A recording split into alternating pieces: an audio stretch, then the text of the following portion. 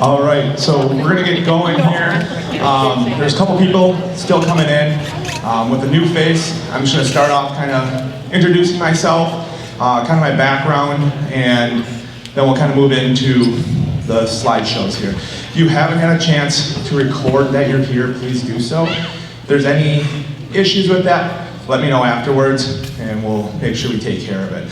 But hello, thank you first for coming here. I know 5 o'clock isn't the best time for everyone to meet, but really important that we get this done. My name's Matt Quadra. I'm really excited to be here. The district, in my short time already being here, is phenomenal. And I keep telling everyone this over and over again. It's a really tight community that's making me really excited for what we can do in all of our activities. Where I come from is Oshkosh. It's where I live right now. I actually graduated from Oshkosh West. I'm not going to say who, but someone coached me while I was at Oshkosh West, who's now a coach here. So maybe it's a scavenger hunt to figure out which coach is here that coached me. But after that, I went to the University of Stevens Point, and I played football and I wrestled there both for 4 years and worked. So why do I say that? Students, if you are having any issues with anything, workload, your sports, something's keeping you up at night, feel free to come talk to me. I'm not going to say I'm the expert on knowing how to balance things, because I'm definitely not, but I've been in your shoes. I've seen that before, and I know everyone's asking more and more and more out of our students. So please feel free to come in my room at any time. Moved back to Oshkosh about, I think 11-ish or 10-ish years now. I was a wrestling coach at Oshkosh West for 7 years. Head coach the past 4 years there. I also did a little bit of coaching of football, so I know what that's all like, and everything's changing with the WIA and all those fun things. I live there with my wife. We've been going on 10 years in November. We'll have 10 years, and we have 2 kids, a 5-year-old named Jan and a 3-year-old named Leo. You'll start seeing them around, and it's probably the 2 crazy kids climbing everywhere. They're probably mine. So you'll see them. They love being part of anything that dads like cheering for. So they'll be around, and they already asked me when I'm going to change out their blue stuff to orange things. So you have extra clothing that's small you want to get rid of, please stop by me first, because we'll definitely use it. So again, just the 25-26 activities code meeting. Another thing that I'm new to this position, and one thing I learned is we have to communicate a little bit better. So the mass text that went out to everyone, it wasn't very clear, and I heard that from a bunch of parents, and I appreciate that feedback, because middle schoolers are now here. All of our activities are here, not just our athletics. And I really think it's important that we bring everyone together, because again, in a small community, we are one. We gotta support everyone and anything that we do. Activities, there is a different set of paperwork that we'll be having you fill out this year. Just making sure you signed off on the handbook, and also that you have an emergency contact form filled out. We want to make sure that if anything does happen, we have a binder and we're being safe in that way. Middle school, again, inviting you in to kind of start to see how things are going. It's not required that the middle schoolers are here, but it is required to get all that same paperwork done. So it's a good night to make sure we got all that stuff taken care of, and when it comes time for your activity or sport, we're ready to go, and there's no hang-ups. Because I know coaches, parents don't like emails on the first day saying, hey, your student cannot participate for this paperwork reason. So even if you want to double check with anyone, make sure that's all turned in, we would greatly appreciate just making sure that we're good. We're trying to make this go as fast as possible. If you've seen this before, it's not going to be anything too crazy new. And we're going to look over our core beliefs, our mission, expectations for the upcoming year, final thoughts, and just attendance reminders, making sure you get credit for being here. So we are one. I kind of touched base on this, but I really want to bring this more and more and more and more to everything that we do. Not just athletics, but activities. We got to support each other. We're all in this together.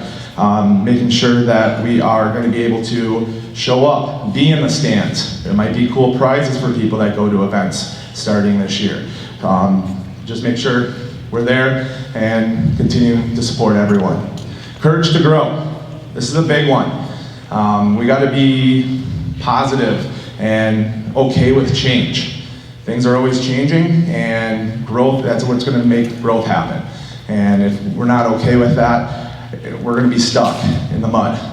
But I think a lot of things in the last couple of years have changed, and everyone's been very supportive of that. And I hope I continue to bring what the past admin had brought. Stand up and own it. If you do something, stand up and own it. All right? It's okay to make mistakes. I can't say I was in your shoes and I made mistakes. I've done things I shouldn't have done. And it's okay to say, hey, I did this wrong. How can I make it better? So come talk to me. Go talk to your coach. Talk to your parents, talk to your coaches. All those things. It's going to be a big communication chain, but the biggest thing is just stand up and own what happened. Our mission, I'm not going to read the whole thing. If you want to read it, go ahead. But just making sure that we have a positive mindset.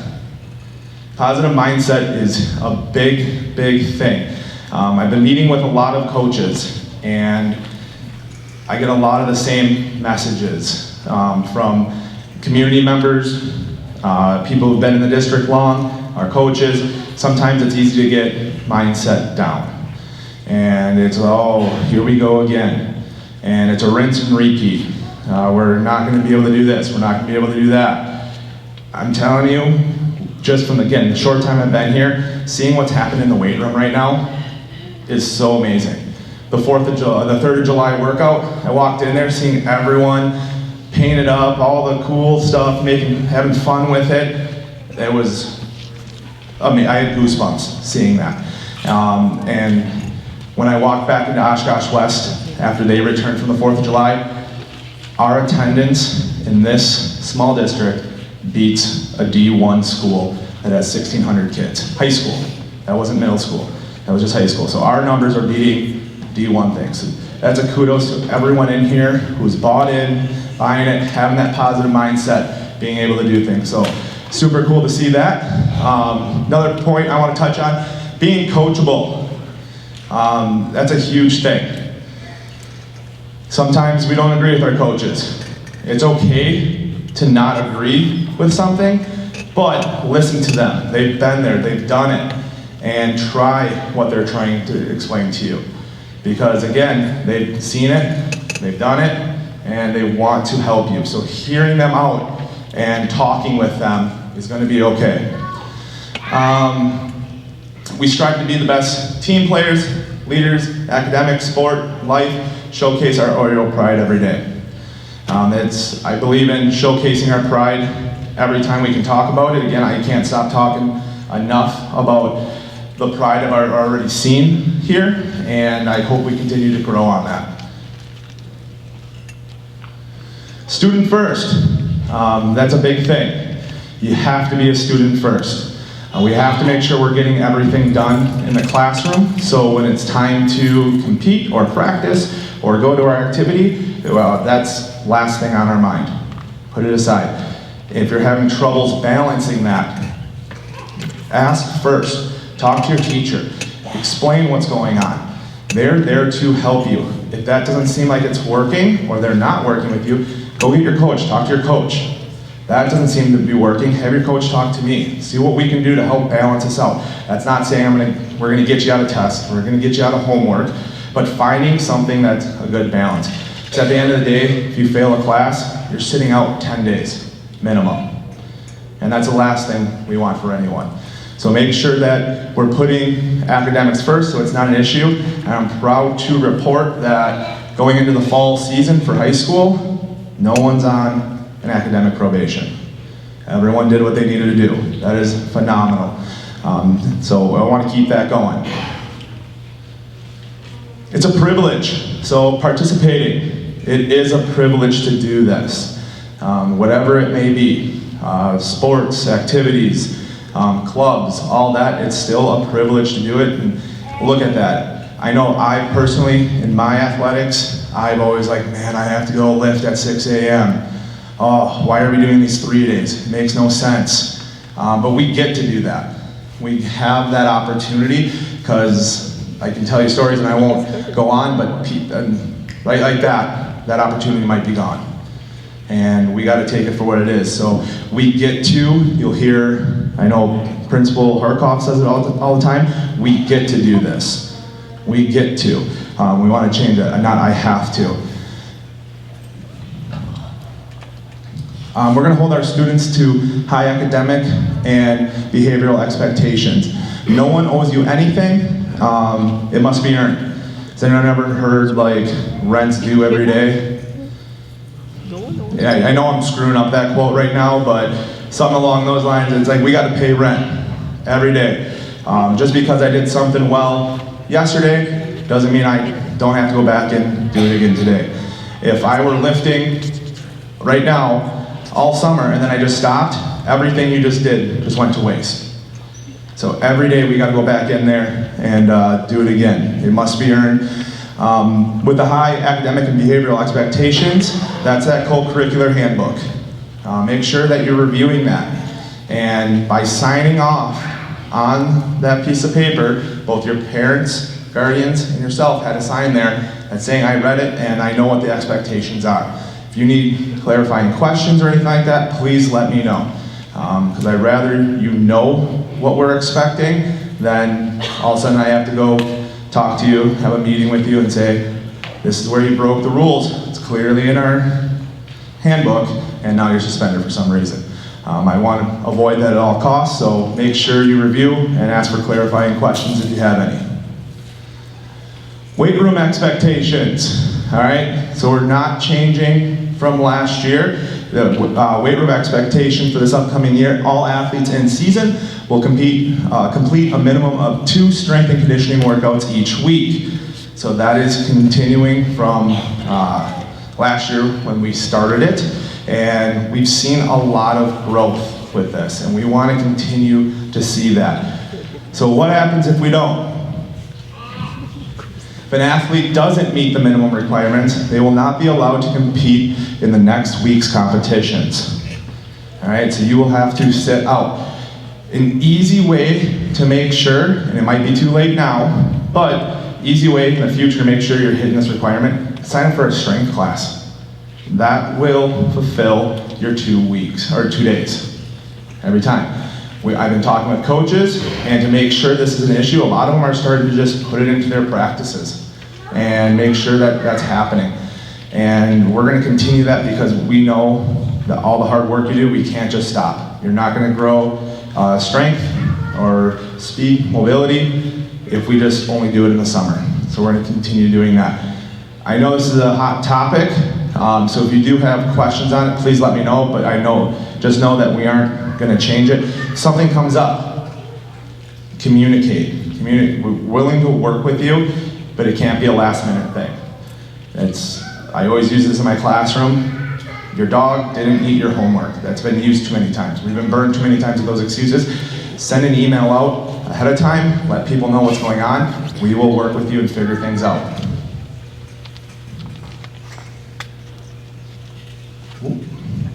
All right, students will learn how to win and how to lose with humility and grace. One big thing that's been changing and I'm proud of is how do students act on the basketball court, on the football field. And we need to make sure that we help educate our student athletes on what that looks like. Too many times we see things on TikTok, Instagram, of all these things happening, we think that's acceptable behaviors. It's really not. Is a ref going to make potentially a bad call? Could be. Does that give you the right to scream at that ref or anything like that? Absolutely not. Turn around, walk away.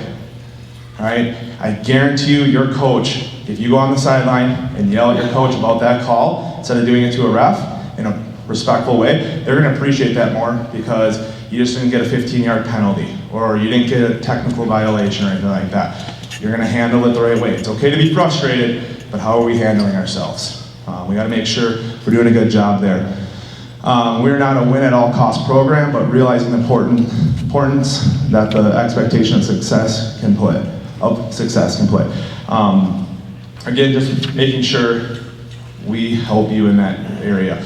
I'm a big t-shirt guy. Everyone that's like met with me, I keep saying, I'm a big t-shirt guy, I'm a big t-shirt guy.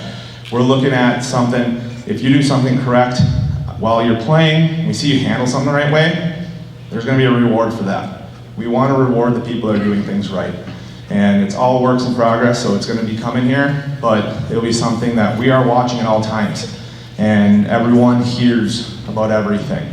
So if you see someone, no one else saw it, parents, if you're at somewhere, send me an email. We want to know that stuff. We want to celebrate the kids doing stuff right. Now the switches it to the fans. This is another thing. Our fans, we expect the same thing. All right? If something's going on, you do not have the right to yell at a ref, yell at a coach, yell at another student, or anything along those lines. If you are at one of our events, you are cheering positively for our team. And if we can't do that, we gotta remove you. And one new thing that the WI has done, if a parent is ejected or a fan ejected from a competition, they have to do a class. And that's from the WIA. So that's not an us rule. WI is saying that you have to go to class because you're minimally ejected for one next competition, and you're not coming back until you complete this class. So I want to make sure that's put out there. And from what I know of WI trainings, it won't be fun.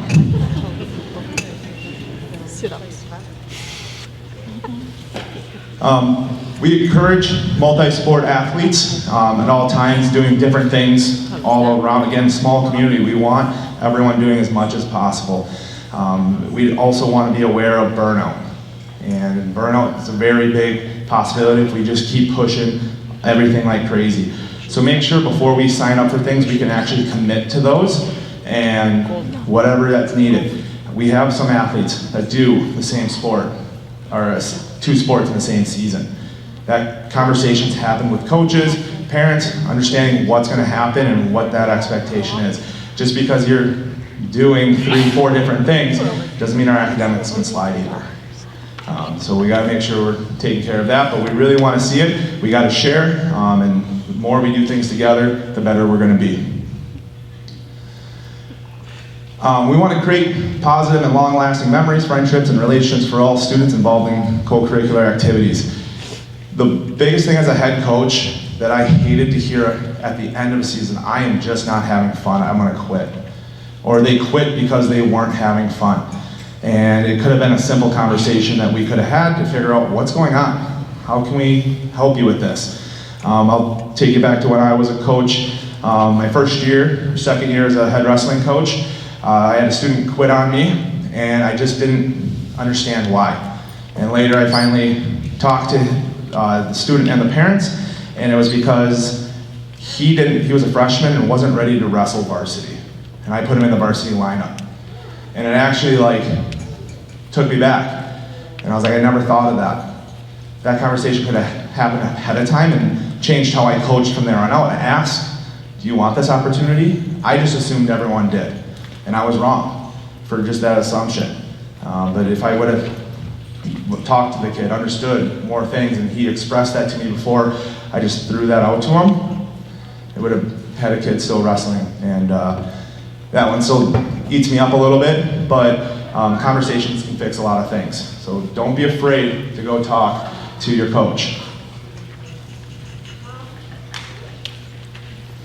So there's different categories of the co-curricular activities. You got your category 1, athletics, performance, competition-based activities, and then kind of tier down from there.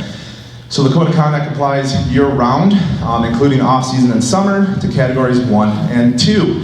Why do we talk about that? Because a lot of people are like, it's summer, I can do whatever I want now, or I'm not in a sport. Doesn't matter. Yeah, it does. It matters at all times. And those things will linger around. Just because you were suspended your sophomore year for 3 games and you didn't play your sophomore year, and you're coming back out your junior year, those suspensions will still be there, waiting. Because it's always something's gonna happen. Or something, can't think what I'm trying to say, but you wanna make sure that you understand the code is always there and that suspensions are gonna happen regardless. So if you think it's not smart, don't do it. Simple as that.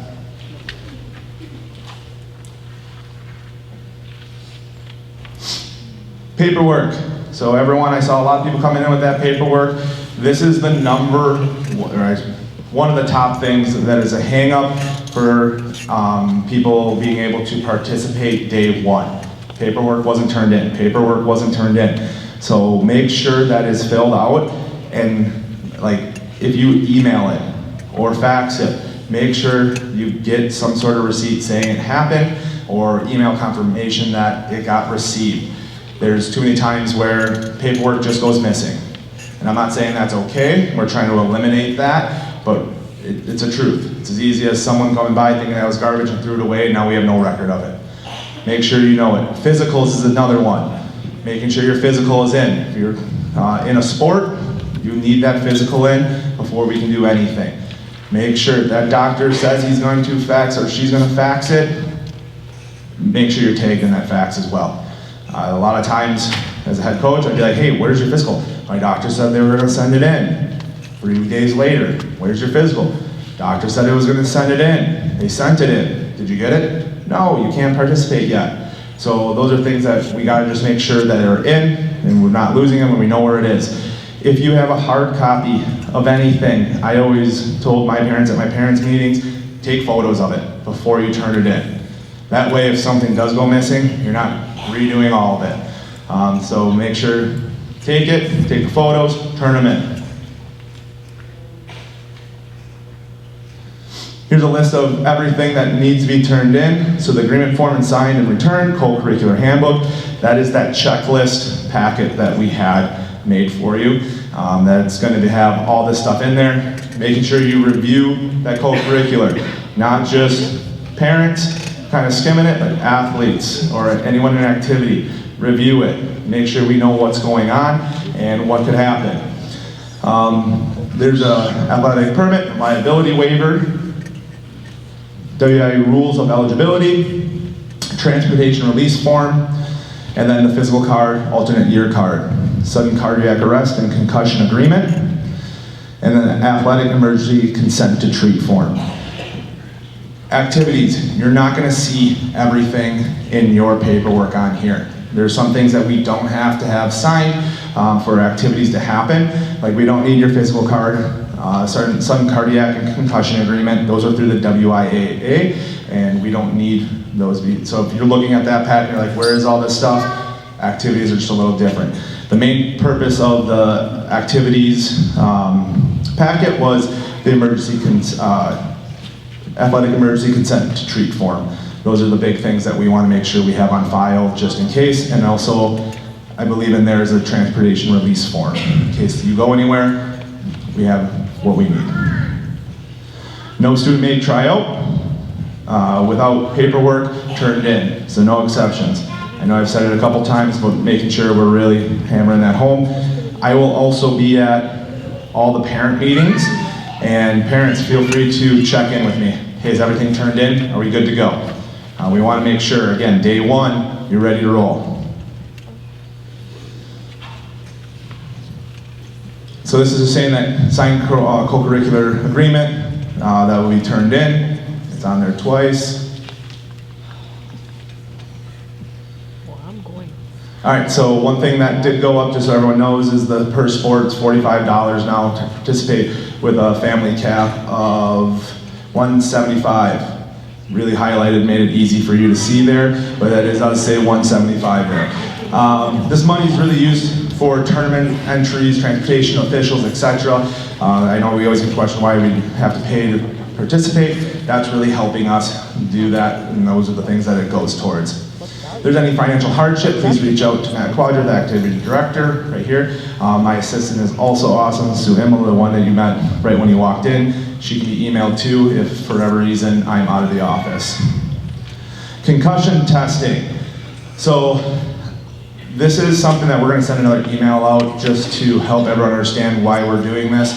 It's not something that you need absolutely, you don't have to do it, but we push every single kid to do it. Reason for it is it's a baseline test. With this baseline test, if you do happen to have a head injury of any sort, it helps the return to play. I just met with our athletic trainers, and the minimum days it takes to get back from a concussion, at the bare minimum, is about 10 days, just to get cleared through everything. Now, if we don't have this sway testing done or anything like that, they don't know where your baseline's at, so they don't know how to help you out. So that might take longer. And the stats show right now, with a true concussion, it's about more like 12 to 17 days. So making sure that everything's good to go, and they do a really good job with that sway testing, helping them understand where's what and what's safe for that athlete to return. If you have any questions, you can contact your coaches with that, but again, we will be sending out another email to everyone about that and what that all entails to make sure we can sign up and get that taken care of. This is our athletic training services through SSM Health. Our head guy is Ryan Johnson, and with SSM Health, there's 13 high schools and 1 college in the area that they're helping out. There's his email right there. I was trying to get him a North Fond du Lac email to make it easier. He said, I'm not very good with technology, I need 1 email, otherwise I can't balance 2. So we're sticking with this email right now. I'm going to still push up to help everyone out with what's going on. So where are we going to see athletic training? Where are they going to be? They're going to be at all of our events and make sure that they're taking care of some higher impact sports as well. He does split schools. So that means he's in 2 different schools. He's normally here, I believe, he told me Monday, Wednesday, I believe, and then some Fridays. The easiest thing, he can refer people, help you out getting to see someone, might take longer, so he was emphasizing, try to set up with a primary care provider. If you call your primary care provider and say, I need to be seen for XYZ, my athletic trainer thinks it's a good idea, they have a tendency to be like, oh, my schedule just opened up, I have an appointment actually at 1 instead of 6 months down the road. So they'll help you out if you have that, but if you don't, that's perfectly fine. He can get you in places, and he'll be your best friend with it. Some quick rules that he wanted me to remind you of: there's no food or drink in the athletic training room, no cell phone use in the athletic training room. It's really for privacy reasons. Rehab and ankle training policy. Ankle sprains are common in sports like football, soccer, and basketball. Ankle taping is actually minimally effective, and all the time I was like, how does that work? And he says the same thing that everyone else says. After a while, that actually gets loose, and it's going to loosen up, and it's going to provide something for a little bit, but really getting that rehab is going to help all that get better, and ankle braces can go a lot farther than the taping. Healthy Roster. This is the app that he will actually use, so if you don't have it, I highly suggest getting on your phone. You can sign in through this, and parents, you'll get notifications if your athlete was seen. And it'll say what were they seen for, what's their injury, what are we doing about it, and what can go on. So there's not that telephone game of what did the trainer actually tell me, or tell my student, and gets relayed back home the wrong way. Very important there. I'm going to actually be on it to actually see how things are working this year. It's something that we didn't use at my old school, and I think it's a very positive communication tool that we'll have. This is talking about that sway testing again, making sure that we're all good with it. All right, so academic expectations. Academic grade checks are done at the end of each quarter. If a student earns an F in any class at the mid-quarter grade check or at the end of the quarter, the student will be placed on academic probation for 10 days. And after the 10 days, we'll check back in. Are they passing? Yep, okay. Here you go. If not, we're going to start figuring out how much longer does this need to be. So the best part is just don't get an F. And don't wait till the last minute to turn everything in and then say, well, my teacher just hasn't graded anything yet. Well, how late are those assignments that you need graded? So make sure you're turning it on time and communicate with that teacher. If something did come up, you can't turn it in on time, why that might be, it'll go a long way. Another thing I'll add in there, if you're a freshman, sophomore, junior, if you get an F at the 4th grade or 2nd semester, it's actually a 21-day suspension from the first day of your practice starting. It's a WIA rule that's stated there, and we got to go back in and make sure that is clearly communicated. But again, no one has that issue, so we don't have to worry about this year. Students not passing that 10th day, student will be ineligible until they're passing the grades. And again, it can't be my teacher has just not graded anything, or it's not up to date. We're going to talk to the teachers. I will be emailing the teachers if that is the case to figure out what's going on. I will be also communicating with coaches. This student is not cleared until I tell you so. You're still able to practice, but you can't participate in any competition.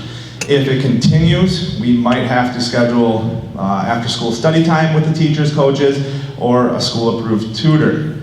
No one wants to spend time after school going do more schoolwork, so again, just focus on we're not going to have any Fs or any problems. This talks about all eligibility for the fall co-curricular season will be based on the previous school year's 2nd semester grades, not 4th quarter. So it's the 2nd semester grade for that check. Students fail that semester course, the options to make that credit in summer school. We did have some students that did that, and then it just wipes it away as far as a code of conduct. So we're not going to suspend you for that if you make it up in summer school. Attendance expectations. This is the #1 issue that affects eligibility at North Fond du Lac. Students involved in co-curricular activities must be present in school all day of scheduled practices, games, events, performance in order to participate. The half-day or no play rule. The all-day or no play rule. So you have to be here all day. So the question is, what if we actually have an appointment? That is okay. As long as it's like excused, you leave, you come back, we're good to go. But if I was called out sick all day and then come to practice, that's not going to work. All right, there's a reason why you weren't here, and just getting called in all day is not okay. That is something that I check. Your coaches are going to start checking, and we're going to make sure it's communicated. And it's going to get really annoying after a while if you're not in those classes and your coach has to keep coming to you saying you can't practice today. You have to sit out, can't be here. So help everyone out and be in school. Exceptions, funerals, court appearance, school-approved trips, documented medical, dental, ortho appointments, must bring the documentation to the main office after the appointment, AP test, college visits, DMV appointments. So again, just bring that documentation saying like, yep, I was here, and your doctor or dental, ortho appointments, they'll provide that. And it's simple for them. So make sure you get it. And one of the biggest things that I'm just going to address now, we're not going to be like, oh, I forgot it. We'll get it sent over to you. Is it okay if I practice? No, we need the form. So just make sure that that form is being turned in. If you have an issue you're not sure about regarding an absence, talk to me first. I'll work with you if you're proactive. Being proactive, and I get things come up out of nowhere, email. Send me an email. If it's documented in my email, then I know you're proactive about it. Because again, things happen out of nowhere, and as long as we're proactive about it, we'll work with you. So there's 3 different types of code violations. Type 1, Type 2, Type 3 violations. They're listed in the co-curricular handbook, and all violations just depend on severity. Like cell phones, Type 1. And if you have so many referrals in a quarter, you will be suspended for something. If it keeps happening, suspension will keep getting worse. We can come to an agreement on community service if needed. This is a way to reduce suspensions, but it's also doesn't count if you're already part of a volunteer organization. It has to be above and beyond. I am also required to investigate all code accusations, and they will be handled by a case-by-case situation. So if anything comes on my desk of a code violation, I have to investigate it. So it might be something that this didn't even happen, why are you calling me to your office to talk about it? It was reported.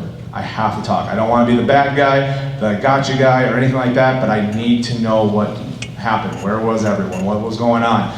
All that stuff. So don't take it out on me if I have to talk to you. Just explain what happened, and we'll move on from there. Here's a list of the different Tier 1, Tier 2, Tier 3. As you can tell, inappropriate language is coming under Tier 1. Drug, alcohol, tobacco, illegal substance is falling under Tier 3. Each tier has a different type of suspension that's going to happen, and again, it's going to be found in pages, I believe, 8 and 10 in that handbook.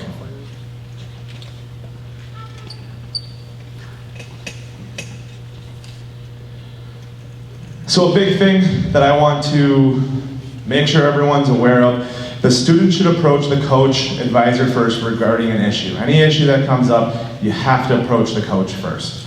That's when my first question, if you approach me, have you had a conversation with your coach or advisor yet? And if you say no, I'm gonna be like, well, we're not gonna have this conversation, we're gonna go to the coach. I get it, there's situations where you may not feel comfortable with something, talking to your coach about things. If that's the case, I will invite the coach into my office while you talk, and I'll just be there with you. That conversation has to happen first, and it's really important. That also goes to parents, that if there's an issue going on, talk to the coach first. First question I'll ask, have you talked to the coach? If after the student first speaks to the coach advisor, a parent or guardian feels they need to be involved, here's what we're going to, the policy that we'll follow. Same from last year, so hopefully we continue this. Start with coach advisor by setting up an appointment for a face-to-face meeting. Too much can be misconstrued over an email. Sure, we've all been there at some point, or a text message, and like, what did they just say to me? And I talk to them like, oh, they didn't say that at all whatsoever. I just read it wrong.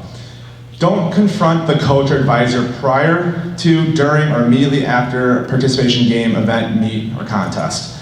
There are a lot of different things a coach is thinking about at the time. Blindsiding someone like that, it's not a productive conversation. Set up a time to have this talk happen, and the best thing to do is over email. To let them know, hey, I would like to meet, this is why, what times are you available to meet? Playing time, decision making, discussing involving students other than your son, daughter will not be a topic of discussion. So if you want to be involved in a conversation or anything like that, it is about your son, daughter.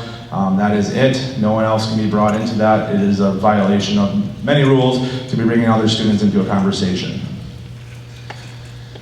If student, parent, guardian are not satisfied after a meeting with the coach advisor, then I can come into play. I can also start mediating, figuring out what's going on, getting the full side of stories, what conversations have happened, and then we can start coming to an agreement or an understanding of what's going to happen next. Social media. Who's on social media right now? I bet a lot of us are. It's just a thing, right? It's a touch of our hands. It can happen at any time. You have to be aware of what you are doing. Think before you post. That goes for Snapchat. Too many people are getting in trouble on Snapchat because they believe it just disappears. It does not. It is very easy for people to get a hold of stuff after it disappears on Snapchat. So think before you post. And that goes for a lot of different things. If you are trying to make a joke with a friend about something that is not polite, is rude, that is also a violation. Just because you're in your text messages saying something, oh, that was just a joke, that still counts. All right, so make sure. You never know when someone's gonna save something or share something. And again, I've had it happen on Snapchat. Well, they didn't screenshot it, how do they have it? Well, someone just stood there with a phone and took a picture of it above it. And now they can save that the rest of their life and use it whenever they want. That's out there for a long time, forever. When you make a decision to post, it immediately becomes public information. Please be aware of possible danger and consequences of the student and athlete, not only for code of conduct, but also for any potential college team business that you eventually want to attend, participate, or work for. Those are becoming more and more common. I'm hearing people not get hired because of what's on their Facebook. I'm hearing people not get hired because of something that happened in the past, because of social media. That is a recurring theme that's going to keep going. Employers, first thing they'll do if you apply somewhere, probably go on Facebook and see if they can see anything. And then they'll keep going down that rabbit hole for a little bit to kind of figure out more about you. It's kind of like the first tier of an interview. Sportsmanship, always have a great level of sportsmanship, even towards workers, officials, athletes, coaches, fans, and opponents all times. I saw it on my own team and I sat out some of my own players because of something that went around about an official and a call that they didn't agree with. They made a funny face on an official and I turned them into my athletic director. It's not funny. They're people too, and the truth of it, officials, we don't have competitions without them, and they're going farther away. Like, people aren't doing it because of how much everyone's yelling at them and doing things. You may disagree with the official's call. Without officials, we have no games. I jumped ahead there, and we do not have an opportunity to compete. I'd have to go back through and look at all the officials here, but I know for wrestling last year, they said the average age of an official is 64 years old. And I believe that's a common trend for everywhere. So we have to treat our officials like they're anyone else. Even if it's a bad call, please behave at all times. School's canceled due to inclement weather. There will be no after-school practice events. Weather is an ongoing, you never know what's going to happen. That huge storm that was coming through yesterday, we were actually in Port Washington at a conference. We were coming up and we're like, we're going to go through all this red. I looked at it again, another hour, it changes. We have that big old lake there that changes a lot of things and can make it worse or better. So we're trying to do our best with it, and we might hold off as long as possible to see what's going to actually happen. But if there is, we will send out notifications, let everyone know what's going to happen. Often a decision is made later in the afternoon to see if the weather is going to change.